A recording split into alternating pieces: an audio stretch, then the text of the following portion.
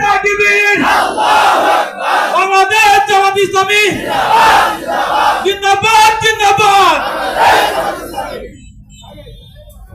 সেখান থেকে জালিমের বিদায় ঘটে। কুষ্টিয়ার মাটিতে শহীদ খোকনের রক্তের বিনিময়ে সকল জালিমকে বিদায় করে আমরা ঘরে ফিরবো ইনশাআল্লাহ।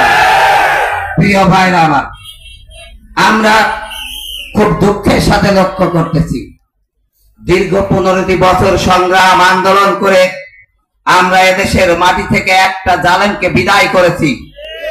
এই জালেমকে বিদায় করতে যে এদেশের হাজার হাজার ছাত্র জনতার জীবন দিতে হয়েছে, হাজার হাজার ছাত্র জনতার রক্তের বিনিময়ে একটা সুন্দর বাংলাদেশ উপহার দেওয়ার পরিবেশ আমরা চেয়েছিলাম। এই পরিবেশে আসার পরে আমরা লক্ষ্য করলাম যে একদল পালাইছে, আর এক দলের নতুন করে তিষ্টা শুরু হয়েছে। তারা চাঁদাবাজি, তারা দুর্নীতি, তারা বাড়ি দখল, তারা জমি দখল, তারা ঘাট দখল থেকে শুরু করে সকল প্রকার জুলুম আবার শুরু করেছে। প্রিয় ভাইরা আমার, আপনারা লক্ষ্য করেছেন বাংলাদেশের গণমানুষের প্রিয় বক্তা মিজানুর রহমান আজহারী একটা কথা বলেছেন। উনি বলেছেন যে একদল খাইছে আর একদল খাওয়ার জন্য অপেক্ষা করতেছে। আমাদের দেশে একটা কথার প্রচলন আছে যে কয় ঠাকুর ঘরে কে রে, আমি কলা খাই না। এইটা তাই হয়েছে না? একদল মনে করছে আমার বলতেছে, যদি কেউ দুর্নীতিবাজ হয় আর সেই দুর্নীতিবাজের বিরুদ্ধে কেউ বক্তব্য দেয়, নাম না দিলে মনে করে আমার বলতেছে। প্রিয় উপস্থিতি, আমার মসজিদের এক মুসল্লি আমাকে ফাঁকে ডাকে বলতেছে যে ভাই আপনার এই ইমানটা বাদ দেন। আমি বললাম কেন? বলতেছে আমার দিক কেমন করে ট্যারে ট্যারে টাকায় আর মিটমিট করে হাসে আর সুদীর বুয়াজ করে। তাই আমি বললাম যে তুমি কি সুদ খাও নাকি? না না, আমি সুদ খাই না। তাহলে ইমানের বাদ দিবাকে, ইমান তো সুদখোরের বিরুদ্ধে বলতেছে, ইমান তো তোমার নাম ধরে বলতেছে না। এই বাংলাদেশে যাদের গা জ্বালা ধরতেছে তারা আগামীতে দুর্নীতি করার চেষ্টা করতেছে। প্রিয় দেশবাসী, জামাত ইসলামের জন্ম বাংলাদেশের থেকে দুর্নীতি মুক্ত করে বাংলাদেশের মানুষের কাছে এই কল্যাণ দেশে হবে, শিক্ষা প্রতিষ্ঠানে হবে, ব্যবসা প্রতিষ্ঠানে, সকল ক্ষেত্রে একটা কল্যাণকর পরিবেশ দান করা। এর অংশ হিসাবে নতুন করে ঢেলে সাজাতে চাই, মানুষকে দিয়ে কমিটি গঠন করতে চাই। এটা কি আমাদের কোনো অন্যায় ছিল? ওই বুড়াপাড়া মিল্টন হাই স্কুলে আমরা একজন সৎ মানুষকে দিয়ে ওখানে কমিটি গঠন করতে চেয়েছিলাম। জাসদের সন্ত্রাসী, এদেশের সবচাইতে কলঙ্কিত একজন রাজনীতিবিদ হাসানুল হক ইনুর আশীর্বাদ পুষ্ট সন্ত্রাসী নাসির, সে হুমকি দিয়েছে যে এখানে আমি ছাড়া আর কেউ মনোনয়ন জমা দিতে পারবে না। জামাত ইসলামী কি কারো রক্ত চক্ষুকে ভয় পায় নাকি? জামাত ইসলামী তার সেই কথাকে তোয়াক্কা না করে সেখানে মনোনয়ন জমা দিতে গিয়েছে, কমিটি জমা দিতে গিয়েছে। তখন তারা সেখানে আপোষের কথা বলে আমাদের সাথে বসতেছে। আমাদের ওই এলাকার গণমানুষের নেতা, আমাদের জেলা নায়েবে আমির জনাব আব্দুল গফুর সহ সবাই উপস্থিত হয়েছে। তখন তারা আতর্কিত আক্রমণ করেছে।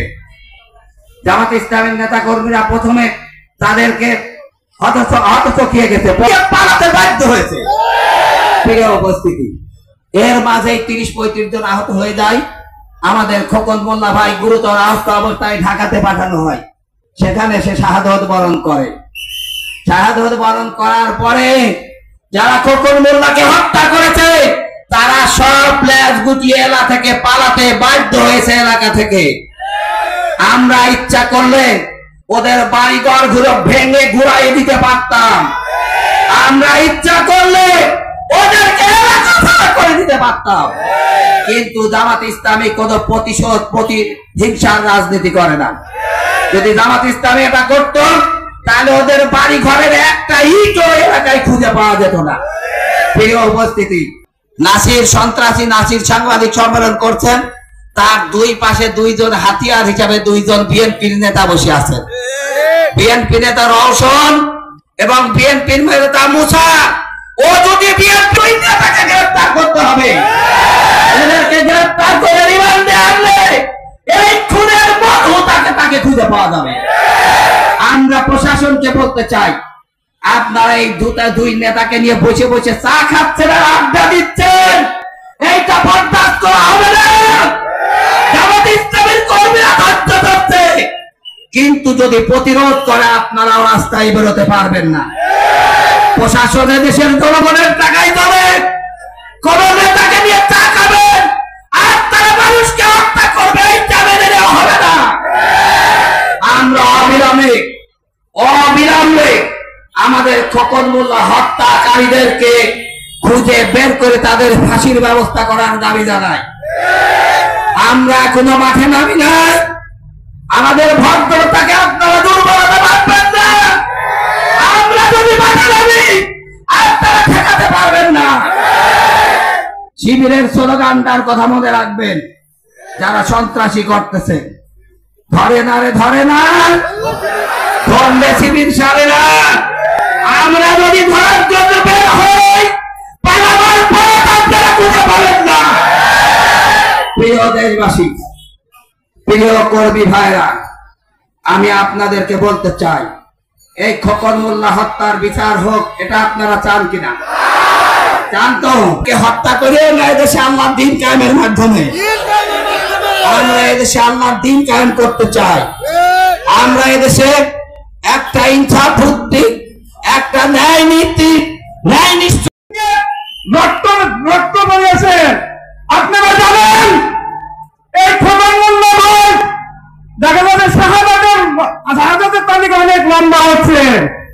আমরা এই প্রতিবাদ থেকে জানাতে চাই, শহীদ মোল্লা ভাইয়ের ওই রক্ত ঝরেছে কুষ্টিয়া জেলায়, তারপরে মতন কুষ্টিয়া জেলাতে ছাড়িয়ে বাংলাদেশের আনাচে কানাচে পৌঁছাইল ইনশাআল্লাহ।